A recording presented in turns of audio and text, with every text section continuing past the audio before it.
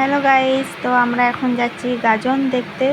আর আমরা যাব ট্রেনে চেপে। আর এই দেখো, এগুলো সবাই হচ্ছে আমরা একসঙ্গে এসেছি। আর ওই গাজনটা যেখানে হচ্ছে সেটা হচ্ছে 3-4টা স্টেশনের পরে আমরা চলে এসেছি। আর এইখানে হচ্ছে সেই গাজনটা। তো এইখানে চড়ক ঘোরা হবে। আর এখানে আছে বাবা ভোলানাথ। আর এদিকে চারিপাশে আরও অনেক ঠাকুর আছে। তারপরে আমরা চারিদিকে ঘুরে একটু দেখে নিলাম জায়গাটা। আমি এখানে আর আগেও এসেছি 2-1 বছর দেখতে, আর এবছরও এসেছি। আর এখানে আছে আমাদের বাবা ভোলানাথ। তো এখানে হবে মানে গাজন হবে। এখন প্রায় ফাঁকাই আছে, কারণ এখন হচ্ছে বিকালবেলা। তখন আমরা গেছিলাম, তখন ওই 4টা-5টা বাজে তখন আমরা গেছি। তো সেরকম তখন অতটা ভিড় হয়নি, সব ফাঁকাই ছিল। তারপরে যখন চড়ক ঘুরে শুরু হয় তখন আস্তে আস্তে ভিড়টি বাড়ে।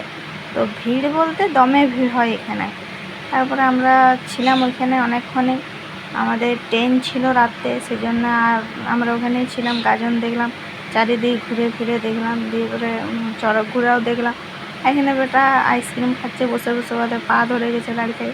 তারপরে দেখো ভিড়টা, জাস্ট কত ভিড়, কত মানুষ এসছে দূরে, কত ভিড়, অত মানে আমরা তো দূরের থেকে দেখছিলাম, কিন্তু মানে এত লোক সামনে চলে এসছে আমরা দেখতে পাচ্ছিলাম। দিয়ে আবার আমরা একটু এই আরও কাছ দিকে এসে আবার একটু দেখলাম। তো তারপরে আরও একজন নামলো, দিয়ে আরেকজন আবার চাপলো। তো এটা দেখে তারপরে আমরা আরও কিছুক্ষণ মেলাটা ঘুরলাম। তো তারপরে আমরা বলি আমাদের ট্রেন চলে আসবে। ট্রেনের তো কোনো টাইমের ঠিক থাকে না, কোনো সময় তাড়াতাড়ি আসে, কোনো সময় আমার দেরি হয়। সেই জন্য আমরা বলি চলো সবাই আমরা স্টেশনে চলে যাই। তো আমরা স্টেশনে পৌঁছে গেছি, বসে আছি, ট্রেনে উঠে গেছি। Bye bye.